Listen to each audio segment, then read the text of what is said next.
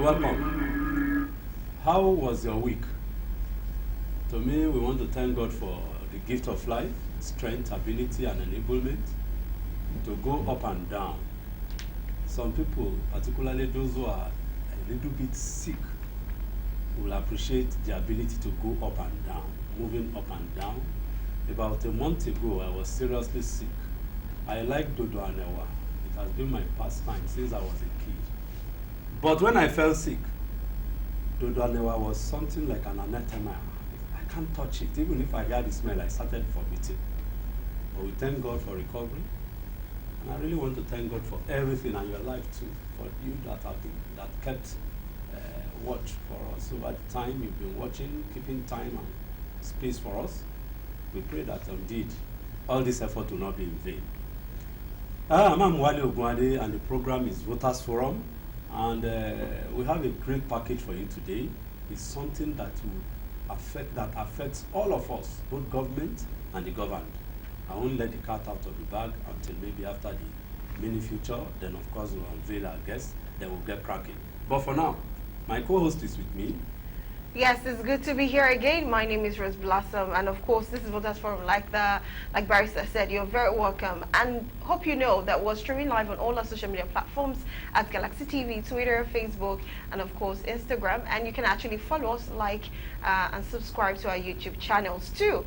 And if you don't know, we have our apps on Google Play Store and Apple Play Store, where you can actually download Galaxy Television app and watch us live and don't miss any upcoming news. Yes, to be part of the show, we don't only have analysts, we have you to also join us and to be part of the show by sending a text message to the number below your screen TV. You can send your name and your location when you're sending your messages.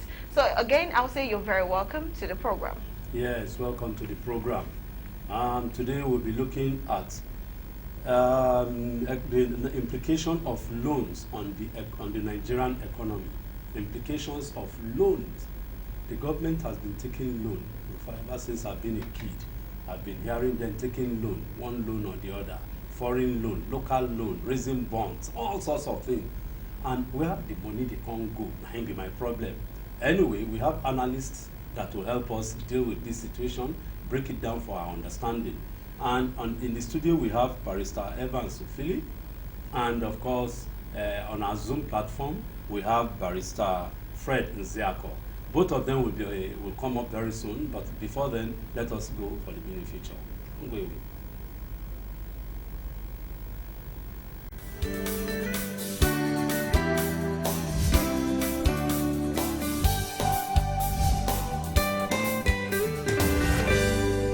According to a quarterly debt report released by the Debt Management Office (DMO) published recently, Nigeria's total public debt, federal and state government, has hit over 49.85 trillion naira at the end of the first quarter of 2023.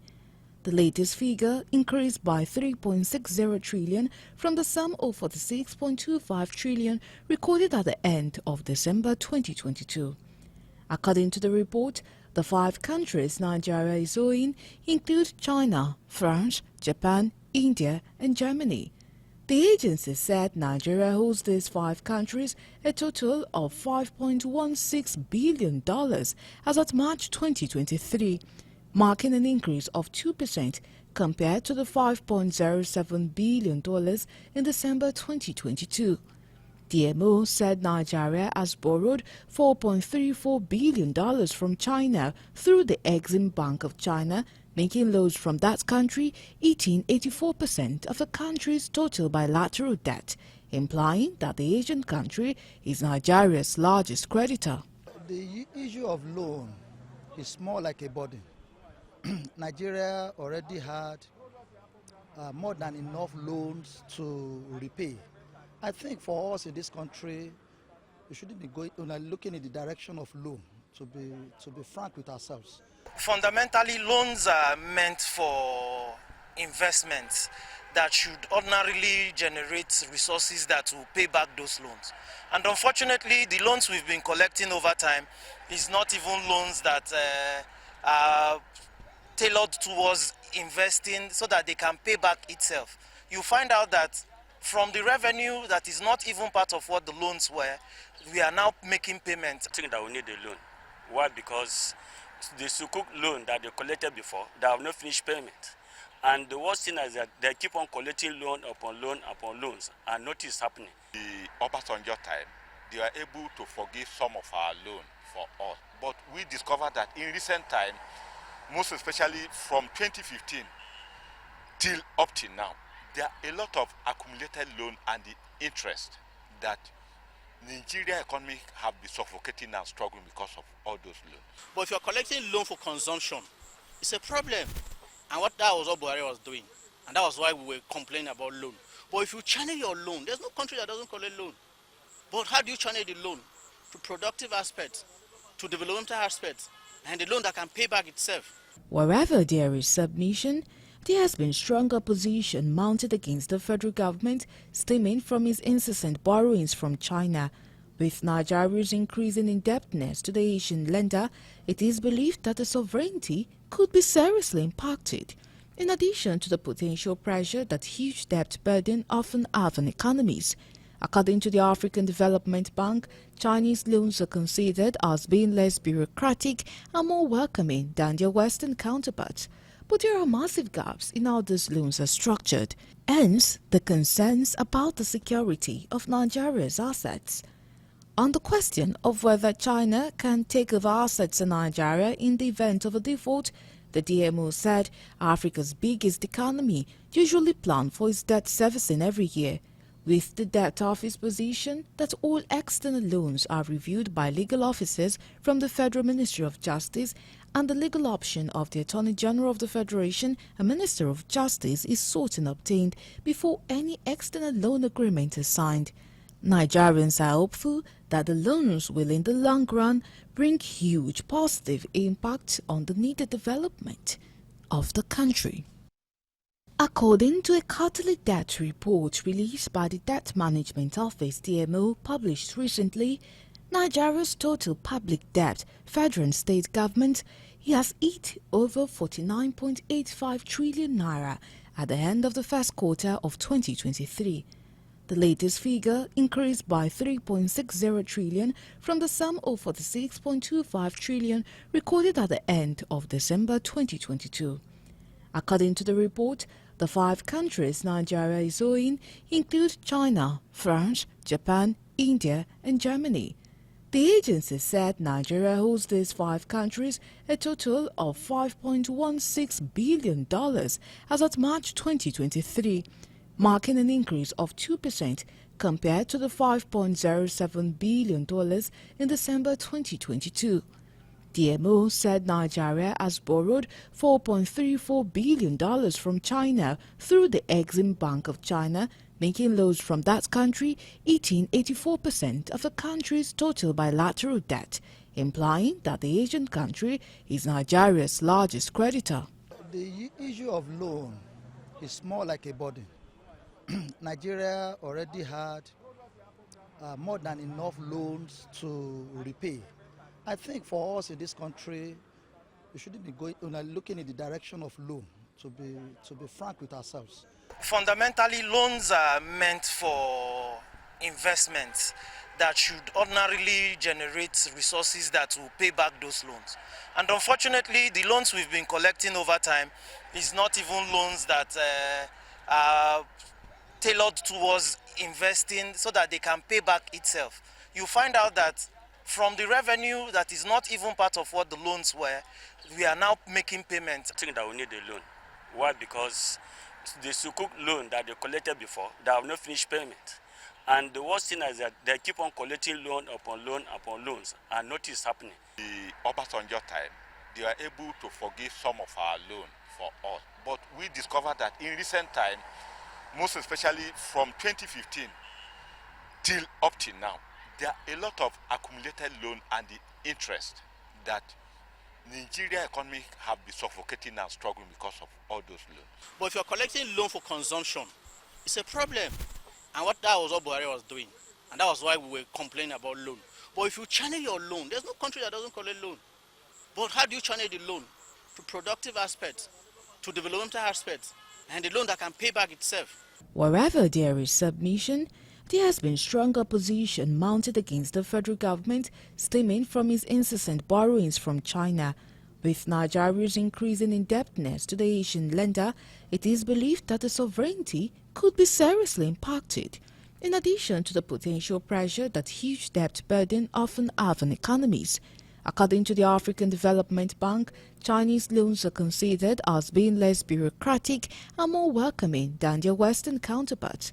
But there are massive gaps in how these loans are structured, hence the concerns about the security of Nigeria's assets. On the question of whether China can take over assets in Nigeria in the event of a default, the DMO said Africa's biggest economy usually plans for its debt servicing every year, with the debt office position that all external loans are reviewed by legal officers from the Federal Ministry of Justice, and the legal option of the Attorney General of the Federation and Minister of Justice is sought and obtained before any external loan agreement is signed. Nigerians are hopeful that the loans will in the long run bring huge positive impact on the needed of the country.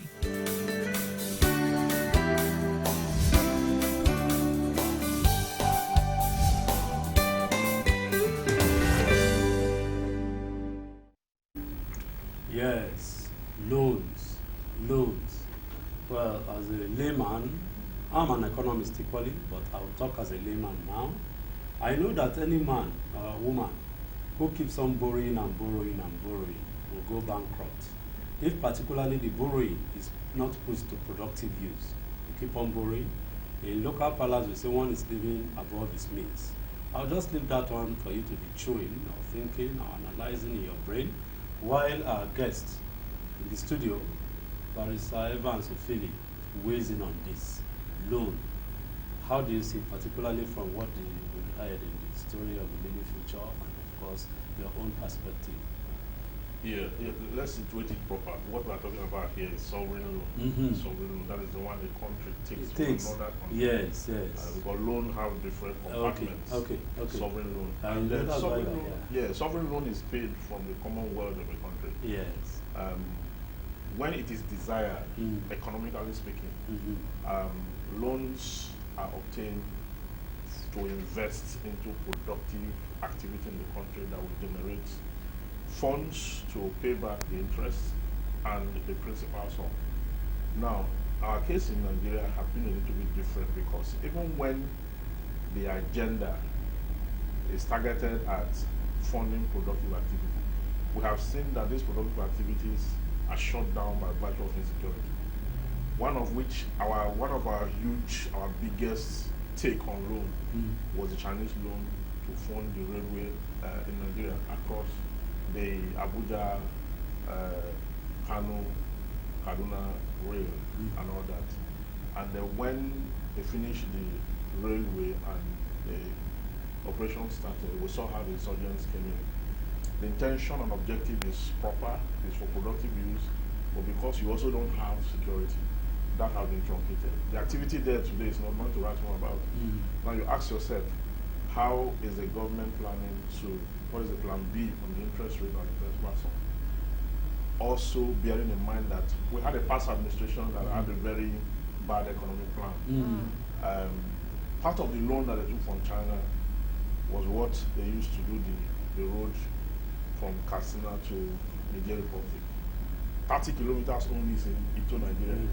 The other is, that axis is not a productive axis.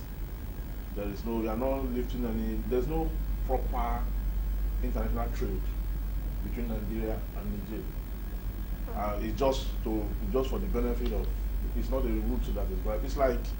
It's like comparing London Lagos air route with say Lagos Switzerland. You know, London Lagos on air is the busiest, the most productive in Nigeria. Now, if you look at it, that fund that was injected into Katsina too, if we had used that money to invest in other areas, maybe in our waterways, because the reason our roads are bad is because they are overheated, overused. When we have alternative, we have waterways. I mean, our waterways is one of the most cohesive in the world. From Lagos here, you can get to Bayelsa. From Bayelsa, you can get to Port Harcourt. From Port Harcourt, you can go around the country by waterways. But we are not doing anything about that. About it. So you see, we take investments that are very critical, put them in wrong directions. Okay, we're not even looking at how we can rebate the loan itself or the strategy we are deploying to pay back. We are taking more. Before Buhari left office, it took loan was from one loan to the other, one loan to the other. There's no critical plan on how this loan will be paid back. The country's national income had not increased.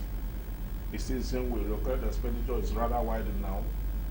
And then you have a Senate declaring house, okay, of the nation that's supposed to manage, because the reason the Senate is giving that authority to approve,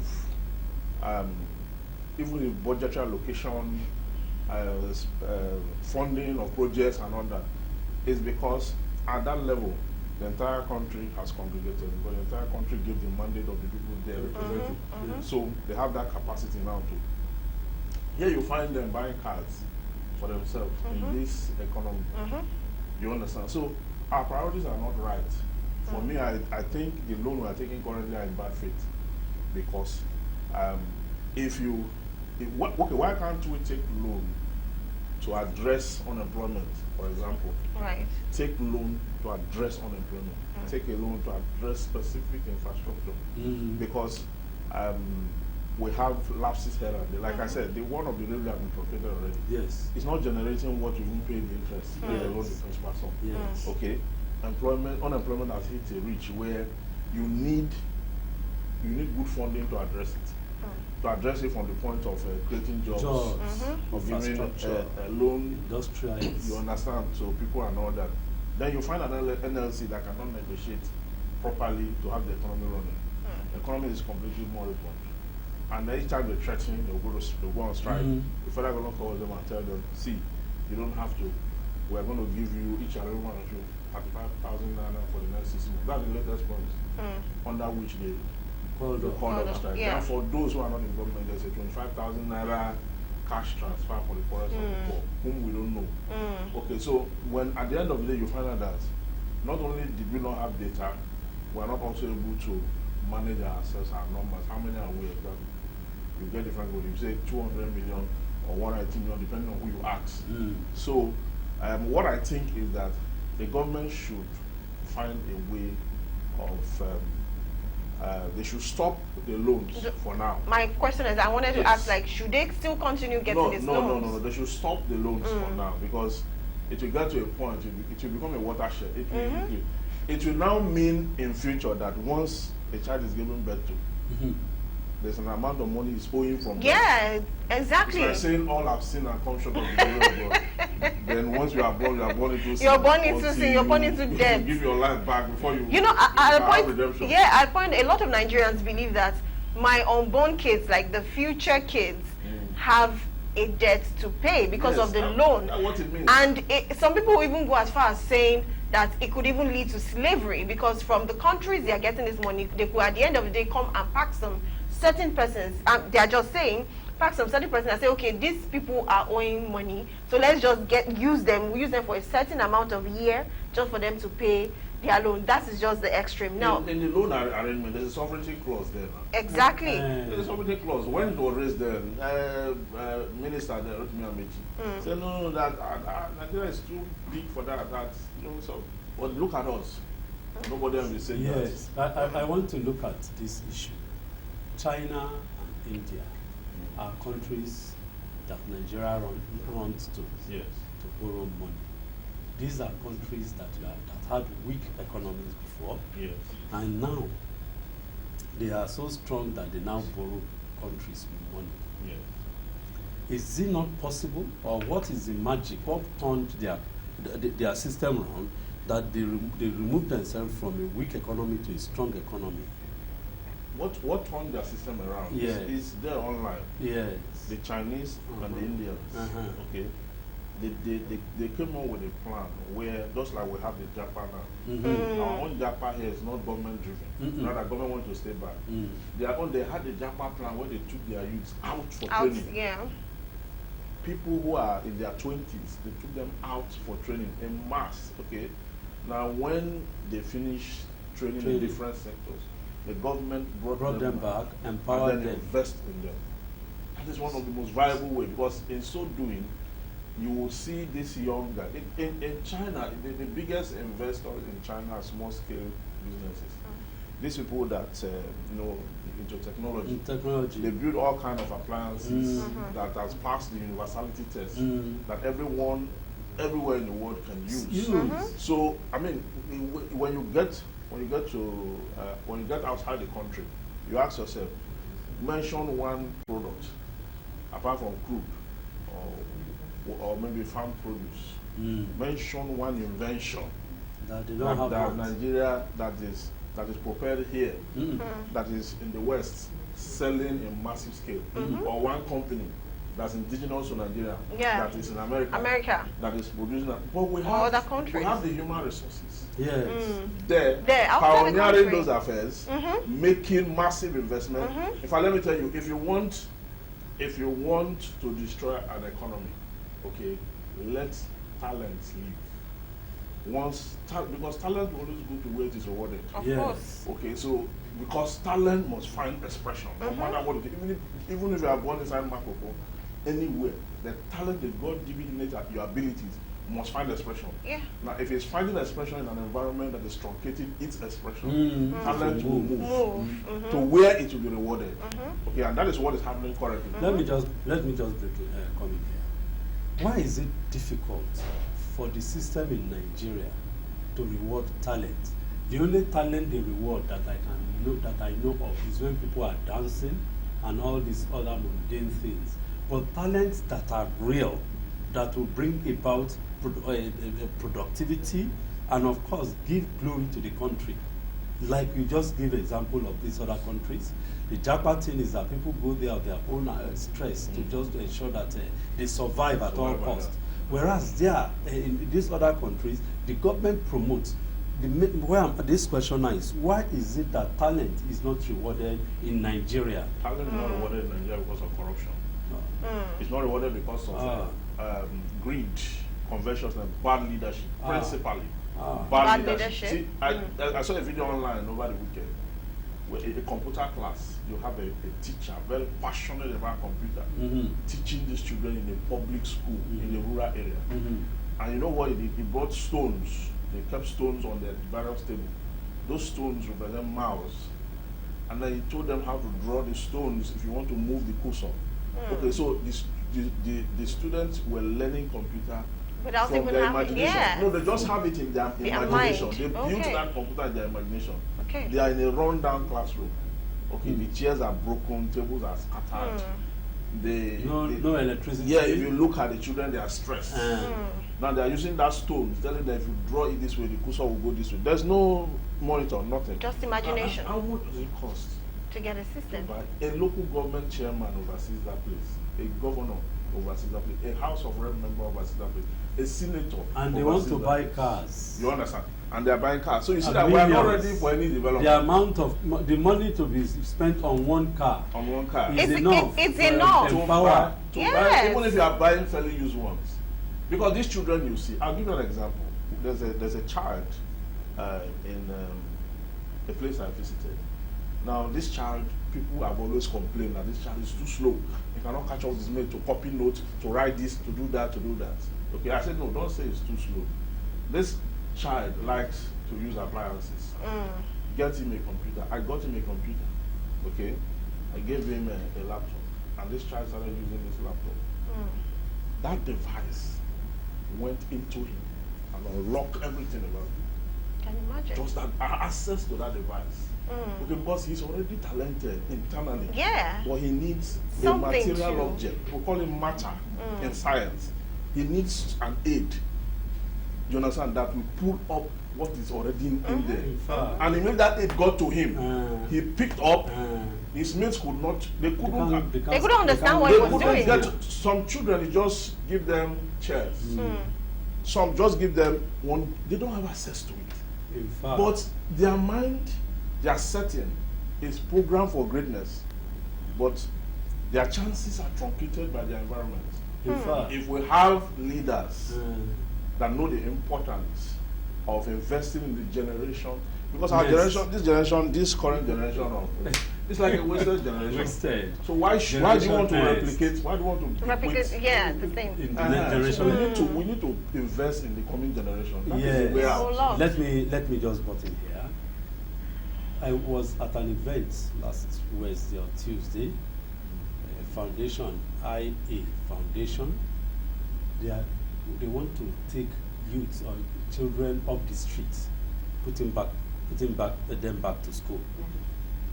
One child came to give a testimony with her mother. The woman could not afford the school fees or taking the child to school, of course, so she was hawking on the street. One way or the other, this foundation saw her, got her, put her in school, and of course, exactly what you just said. This girl that was hawking she's the computer whiz kid in her school. A girl. She's the computer whiz kid. She knows the computer very well, and you can imagine the next few years, if she continues, how that one would be. Okay. And you can imagine if that opportunity did not control that foundation. It could have just been that is from where she will find her waste. And then from there, you know what? Before we continue, let's quickly go on a short break. And of course, when we come back, our Zoom guest is already on for us, and he will be joining us very soon to continue with the topic we're having on ground. So let's take a short break. We'll be right back.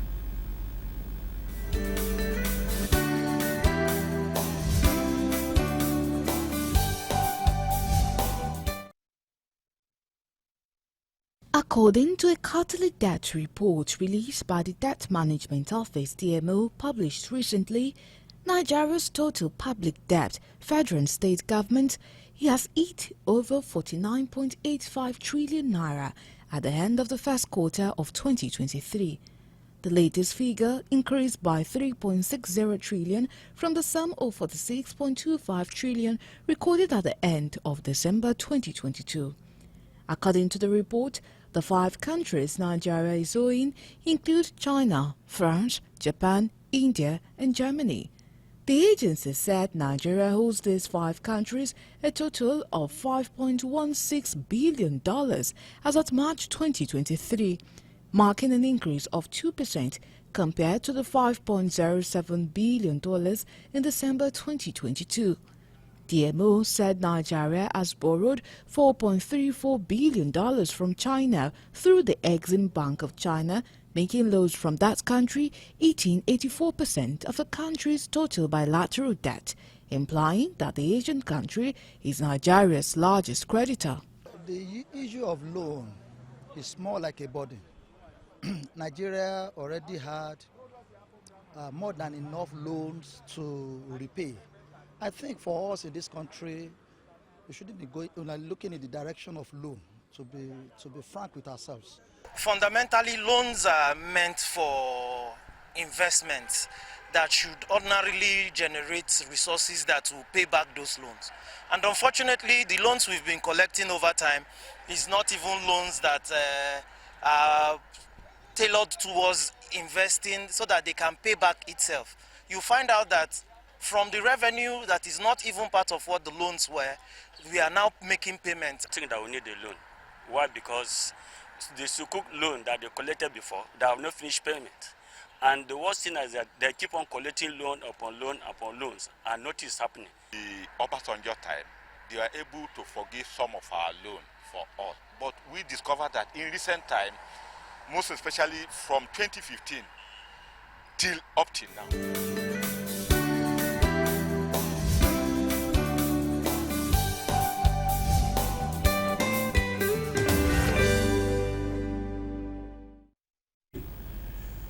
You are welcome back.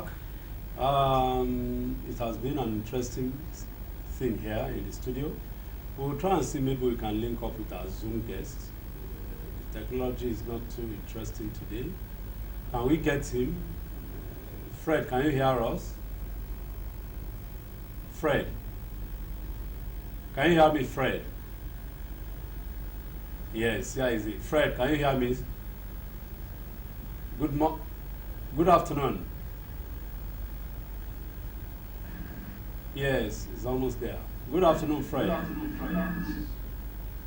Yes. Can we have your take? I'm sure you've heard us. We're talking about the loan, the implication. Can we have your take? Can we get your take on it?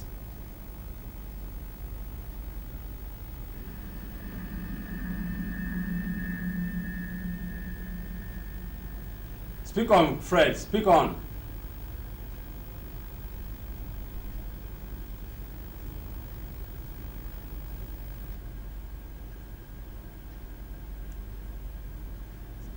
We can go on, Fred.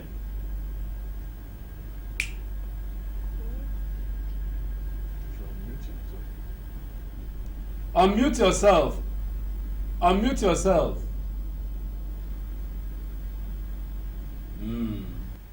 I'm not muted. Yeah, okay, go on. I get the challenges from the studio.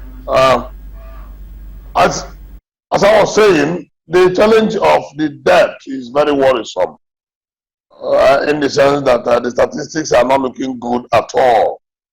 For a country owing 49.85 trillion naira as at March, by today, it has gone above 51 trillion naira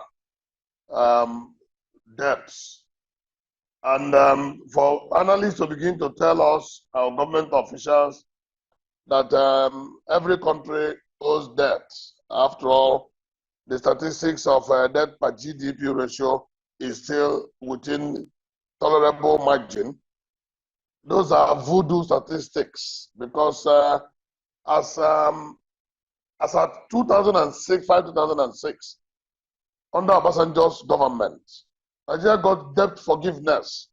Then we were owing between 30 and 32 billion dollars in foreign debt.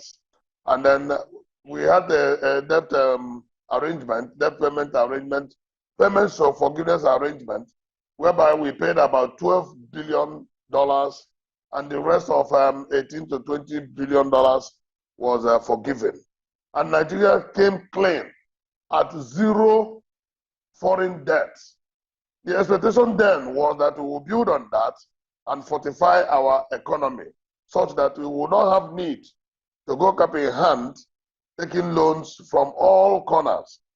But unfortunately, such opportunity was frittered away and messed up humongously, especially under President Muhammad Buhari's government.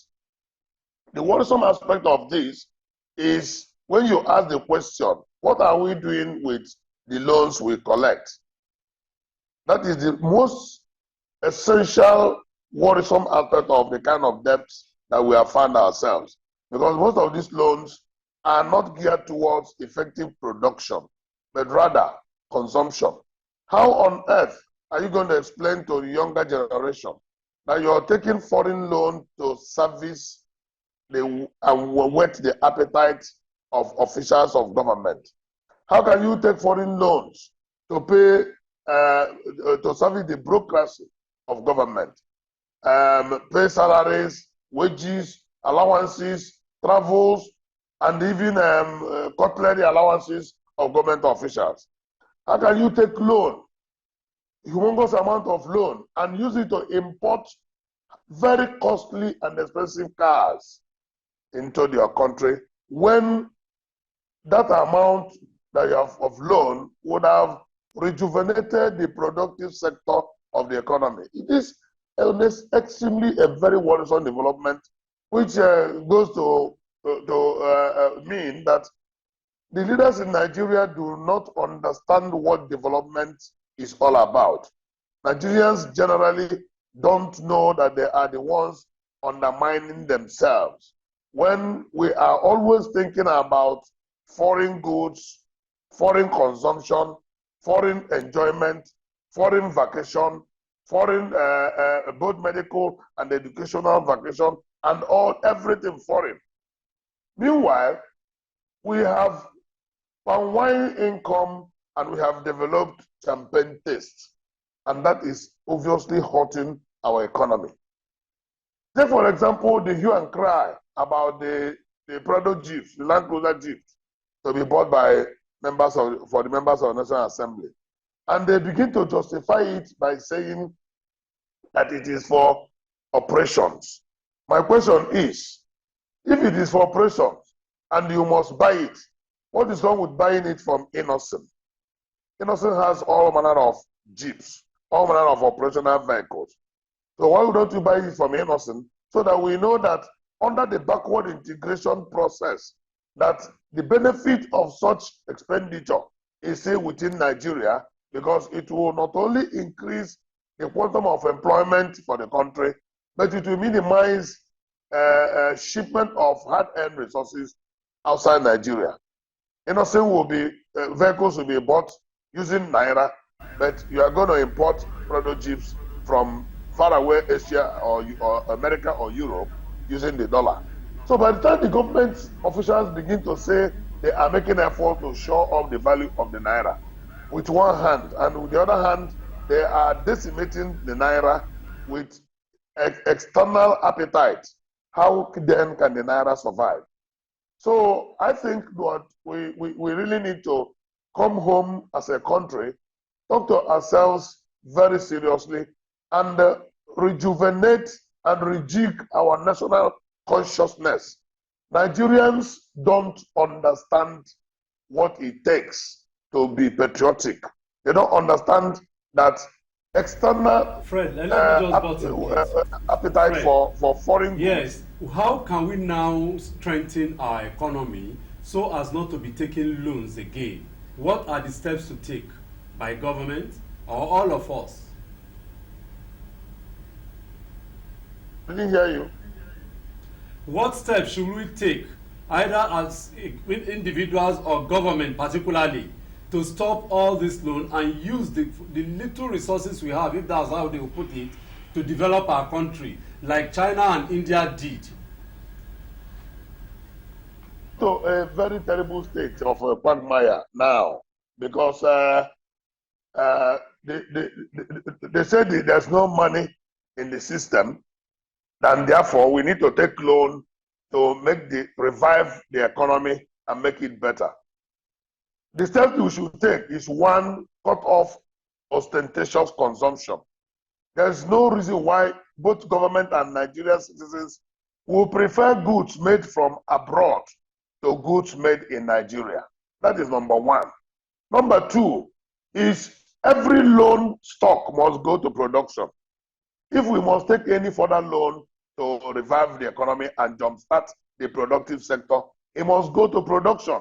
And production is not only crude oil production, production in the agri sector, production in manufacturing, production in all ramifications, including services.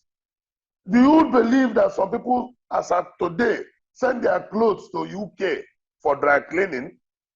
Do you believe that? There was very recently somebody exposed in a supermarket in Nigeria, I think it was in Abuja, where a loaf of bread was made in France, Paris, France, and the label, the tag on that loaf of bread is 10,000 naira, displayed in supermarket in Abuja. That tells you the mindset of Nigerians. So much as we want to ask government to do what is right, because government is the pace setter. Once government sets the pace, Nigerians will gradually follow, going by the effort of the National Orientation Agency, if they will ever be alive, to redirect the minds and the patriotism of the people, so that we tell ourselves the home truth. There is nothing wrong in wearing Nigerian-made clothes. Make it an official policy. There's nothing wrong in putting on Nigerian-made attire, shoes, and the rest of them. There's nothing wrong with patronizing made in Nigerian goods. Nigerians have become so egoistic, very ostentatious about use of goods made abroad. It has become a status symbol, even when the challenges are staring us in the face, but we continue to import. Now, furniture is on the prohibited list, but go and see how much furniture is being imported into Nigeria. Today, so many things that used to be made in Nigeria are all imported. When we continue to import like that, we continue to kill the value of our currency, and we continue to even borrow. On the side of government, every loan borrowed must be put into production. I don't see why government should borrow money to pay for a wardrobe allowance of government officials, borrow money to pay for their salaries, borrow money to pay for everything, and at the end of the day, you have taken a loan of 1.5 billion in an environment where the recurrent expenditure is about 75%. 75%, 75% of recurrent of the budget goes to recurrent. And what is recurrent? The day-to-day expenses of government. And only between 25 and 30% go to capital projects. And of course, it is the capital ventures that will revitalize and jumpstart the economy and ensure that there is manufacturing in terms of power and energy, infrastructure, employment, and the rest of them. So we can't just keep speaking all over again without government making efforts to help the system. To whom much is given, much is desired. The bulk of the responsibilities lie with the government, and the followers and the citizens also have their duties to ensure that we think Nigeria. Along the line, we'll get back to Fred on Zoom. Maybe that's what we'll do. We can't. Okay. There's no communication. I think he has our attention now. Barrister Fred has our attention. I don't know if you'll be able to answer that, because you seem to have a lot you want to pour out. But he rightly said something. He said, let me even direct this to you, Barrister Evans. Barrister Fred said, if we have to even collect loan, we have to put it into productivity.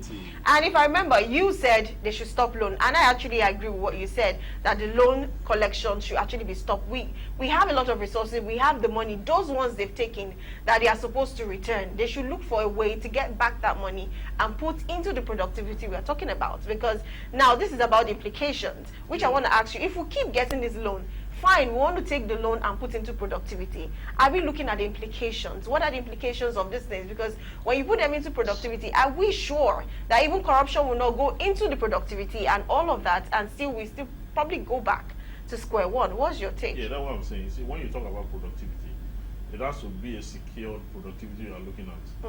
Okay, because these loans we're talking about, they have terms and conditions. It's not a loan that you take just so that in the future you come and beg for forgiveness. That it should be forfeited and all that, like we did in the past. There are terms and conditions. And some of those terms and conditions include the sovereignty clause to take over your sovereignty if you are not able to move further. Now, in as much as we know that there are a lot of areas that need attention in the country, one of the most valuable areas has to do with unemployment. Unemployment to keep the citizens sane. That is the most important thing. So, whatever money you have, must be channeled to that direction. But this government is not thinking so, because this government now, they are thinking about how to give 25,000 naira and 35,000 naira to the poorest of the poor, and the federal government workers and civil servants respectively. And which you believe is not the way forward? It's consumption. Those money is for domestic economy. Okay, it's like what do you call it now? The remittance from abroad, diaspora remittance. Diaspora remittance is for domestic economy. It's not for you to start one industry.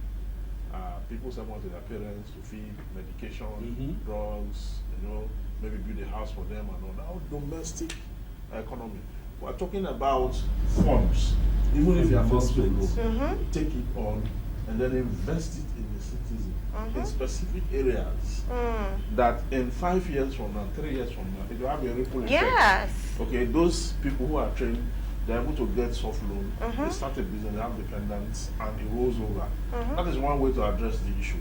But this one that you take and you build railway, and the railway is not in use, and even when the railway is in use, you have to get an helicopter that you will fuel also, that will be trailing the rail lines. Sometimes the helicopter is shut down. So you can't sustain. I don't like why you are taking this issue too. you are making it so gloomy that I'm even like there's no way, yes, like there's no way forward. I'm addressing security alongside investment. You know, investment can yes, I'm without security. Yes, don't mind so me. if you have don't a precarious security like this, you need to be creative in the way you deploy this investment I'm talking about. Yes. And it shouldn't be loan any further. We also generate funds here. My problem is that with the resources, I don't know. I've crisscrossed Nigeria, the whole 774 local government. I tell you, there is no local government that does not have at least 5 mineral resources. Yes. There's hardly any local government in this country that does not have soil that you can use to build house. There's no local government that does not have water. There's no local government that does not have land, arable land. There's no local government that does not have human beings that are going to drive the economy. And there is no local government that does not have good water. These 5 have gone around Nigeria. If you go to a place like Jos, Yes. you think you are in London. Yeah. I didn't know you schooled in Jos now. I was in Jos for 9 years. So you know the weather in Jos. Very well. If you have been to Israel, you just look at that. What is it? Everything. What's the difference? You grow, things grow there. Yes. The potato there, you can export, but it's not. It's just you see them rotting away on the street. Yes. Can we develop that? Take loan and develop that aspect. Can we take loan and develop the palm? Can we take loan and develop the cocoa, the groundnut industry that have all died? Then we now move them. That's the question I was asking some few minutes ago that is what about China and India. Yeah, that is what we must do. We must go back to the agrarian economy, where the economy is rooted from nature, nature itself. You don't need to spend too much. And let me tell you, half of the money we're owing, if we have channeled it to that level, we'll not be where we are now. If we have channeled at least half of what we're owing now, if I channel it to what you have just stated now, we will not be where we are today. Yes. Because we will not be exporting. Yes. And once there's export, we earn foreign exchange. Yes. And when you earn foreign exchange, your naira gains strength. Okay? So, but right now, the naira is losing strength. The economy is suffocated. Okay? Production is non-existent. And then the people are disillusioned. So, the only way we can go back to this is to invest in the areas, critical areas. And we must do it quick and now. Quick and now. Yeah, not to begin to National Assembly buying cars. English. And then you know all that. Sentiments. Yes. You know, very quickly, we'll be talking about the federal government and the government. Is there any part the citizen in any way can partake in The this? state and the citizens are the ones that will change the country. Apart from the fact that we're not running a federal system that will easily aid you in so many areas. True federalism as it the should government also have signed a lot of bills within the last 1 year. The one that's even generating electricity have been signed. The state now will need to swing into action to now develop their own legal framework to be able to run that. The state are not doing that. Okay, the governors must be able to partner effectively with the local government and provide solution for all these areas. It's not just the federal government. What can the federal government do? Section 7 of the 1999 Constitution places development On the local government. Yeah. So, unfortunately, you are a lawyer, and I'm sure you know what I'm saying. Yes. Can you just talk about this for the Yes. next 2-3 minutes? Yes, it talks about. Why I'm saying this is that you see that the local government chairman and the governor, in most cases, they are at loggerheads. They are always fighting each other. They are loggerheads. Or if they are not at loggerhead, that one is a rapper. To the other one, it is bring the money. That's all. There is no development in the local government. That is why when even President Buhari wanted to sever the funds of the local government, the governors went to court, led by the state governor, and they fought the federal government to a point where, because of the Section 162, where the constitution shot itself at the foot, created a joint account of the state and the local government, and that is where you have that issue. the governors do not want the local government chairman to have autonomy. Even some local government chairmen themselves don't even want autonomy for themselves. Because at that time, even someone said that even if that money is sent to some of them directly, they will take it and go and give the government. Because they want to be subservient to the government. Okay, anyways, we have to round up in this at this point because of our time. I would like to thank Barrister Fred that joined us via Zoom. Despite he was on fire and couldn't, express himself fully. Yeah. Barrister Fred Nziako, thank you very much for joining us. And thank you very much, Barrister Evans, for being on the show. There. Don't worry, Fred. Don't worry, Fred. You'll come to the studio next week. Don't worry, we'll create that time for you next week. You'll come to the studio. Yeah, so thank you very much, Barrister Evans, for gracing us. And thank you, my viewers, for following. Also, sorry we could not read some messages that were coming in because we had so much going on. Fire in the studio, yeah. Fire. Not fire away the bone, no. No, not at all. Not at all. So, yes, until next week, I want you to have a fabulous weekend. My name is Rose Blossom. To have a beautiful weekend. Bye for now. Fabulous weekend and a great and fantastic week I wish you here. And from all of us in the studio, and particularly my friend and my brother who is always going to Rabbi, I want to wish you all a wonderful weekend.